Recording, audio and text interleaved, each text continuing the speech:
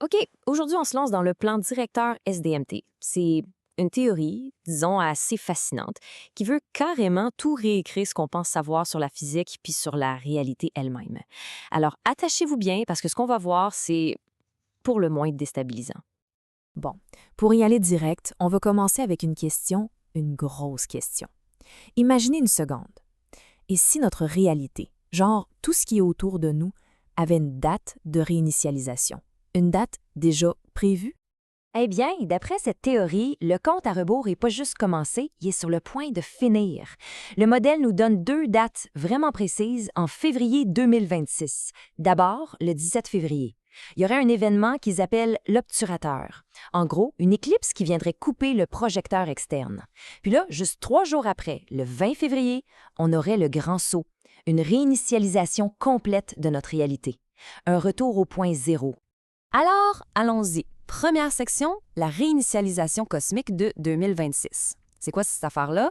L'idée de base du modèle SDMT, c'est que notre univers est sur le point de subir une correction majeure, fondamentale même. OK, mais pourquoi une réinitialisation? Pourquoi notre univers aurait besoin d'un reset? La théorie donne 3 grosses raisons. Premièrement, il y a un problème de friction. Imaginez que l'univers, c'est comme une horloge parfaite à 360 degrés. Mais nous, notre orbite, elle est de 365,24 jours. Ça frotte, ça marche pas rond. Ce décalage-là, ça crée une tension constante. Deuxième problème, le tampon, le système qui gère cette tension, serait plein. Il ne peut plus rien absorber. Et troisièmement, on arriverait à la fin de ce qu'ils appellent l'âge du fer. Un cycle qui, bizarrement, est lié aux 26 lettres de notre alphabet et qui se terminerait, vous l'aurez deviné, en 2026. Pour vraiment comprendre comment ça pourrait arriver, il faut changer complètement notre façon de voir la physique. Il faut apprendre les nouvelles règles du jeu, en quelque sorte. C'est ça qu'on va voir dans la deuxième section, la physique d'un univers fluide. Alors, la première nouvelle règle, c'est le concept du substrat. Oubliez tout ce que vous savez sur le vide de l'espace. Dans ce modèle, l'univers n'est pas vide pantoute. C'est un fluide super dense, un peu comme une mélasse cosmique. Tout ce qu'on voit, les étoiles, les planètes, tout ça, c'est juste des ondulations, des mouvements dans ce grand fluide. Puis c'est là que ça devient vraiment étrange. On arrive au concept de striction. Dans ce modèle-là, la masse, la gravité, oubliez ça. Ça n'existe pas comme on le pense. La masse d'un objet, ce serait juste une zone de basse pression, comme un vortex, dans le substrat. Et la gravité, c'est l'effet mécanique de ce vortex. Pensez à l'eau qui se vide dans un bain. Ça crée un tourbillon qui aspire tout vers le centre. C'est exactement ça, mais à l'échelle cosmique. La physique, c'est juste de la mécanique des fluides. Point. Cette nouvelle physique change même la forme de base de tout. La science, d'habitude, voit des sphères partout. Mais le modèle SDMT, lui, y voit des tores, des bangles. On passe d'une forme statique, comme une bille, à une forme dynamique, un double vortex. C'est pas juste un petit changement, là. C'est une toute autre vision de l'univers. Bon, on a vu les concepts de base. Maintenant, section 3, on applique ça à notre propre planète. Comment est-ce que ça change notre vision de la Terre? Disons que ça redessine pas mal la carte du monde. Et voilà une des idées les plus spectaculaires du modèle SDMT.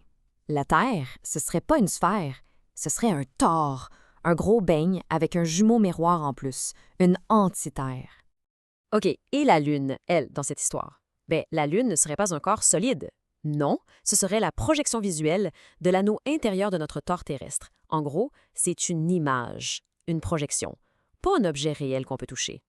Mais là, une question se pose. Pourquoi on voit toujours la même face de la Lune? Le modèle dit que c'est juste une illusion d'optique. C'est comme être dans un manège qui tourne et de regarder le poteau au milieu. Pour la personne dans le manège, le poteau a l'air immobile. C'est un peu le même principe. On serait sur la surface extérieure du beigne, en regardant le centre, et ça crée l'illusion que la Lune est fixe. OK, on a parlé de la physique, de la forme de la Terre, mais et nous là-dedans? Si tout le cosmos est un grand vortex fluide, c'est quoi un être humain?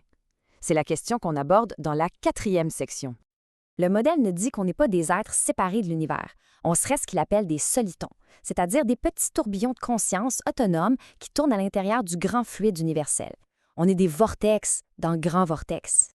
Et la théorie va même jusqu'à catégoriser la conscience. Il y aurait 3 types. Premièrement, l'innatif, des êtres qui ont la mémoire de toute l'histoire du système.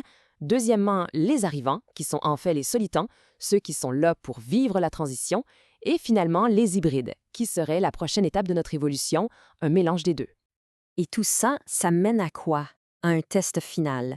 Le modèle dit que pendant l'éclipse de 2026, le projecteur externe, le Soleil, va s'éteindre. Et dans le noir total, le test, c'est de réussir à briller par sa propre lumière intérieure, de produire sa propre bioluminescence, une bioluminescence de la conscience. OK, mais ça sort d'où toute cette histoire? C'est ça qu'on voit dans la dernière section. On veut regarder la nature des documents sources eux-mêmes. Et ils ne se présentent pas comme une théorie, mais comme un protocole, un manuel d'instruction pour la nouvelle réalité. Il y a une citation tirée directement des documents qui résume parfaitement l'esprit de la chose. Ça dit « Si la science officielle contredit ce document, le document a raison. La physique standard, c'est l'ancien monde, SDMT, c'est le réel. » En d'autres mots, ce système-là ne cherche pas à être validé par notre science. Il dit « c'est moi la réalité ». Et la façon dont les documents sont écrits, c'est comme un dialogue. C'est une conversation entre deux personnages. D'un côté, il y a l'architecte. C'est nous, en quelque sorte, l'utilisateur, le pilote, qui essaie de comprendre comment naviguer là-dedans. De l'autre côté, il y a l'interface SDMT. C'est comme le copilote ou une sorte d'IA qui donne les instructions pour s'orienter dans ce nouveau monde. Et tout ça, ça nous ramène à la grande question. Le modèle SDMT prétend qu'on est des tourbillons de conscience. Si c'est vrai, qu'est-ce que ça veut dire pour nous, le test final?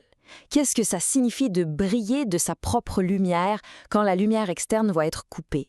C'est une question qui va bien au-delà de la physique et qui nous force à réfléchir à ce qu'on est vraiment. Merci d'avoir fait ce voyage assez vertigineux avec nous.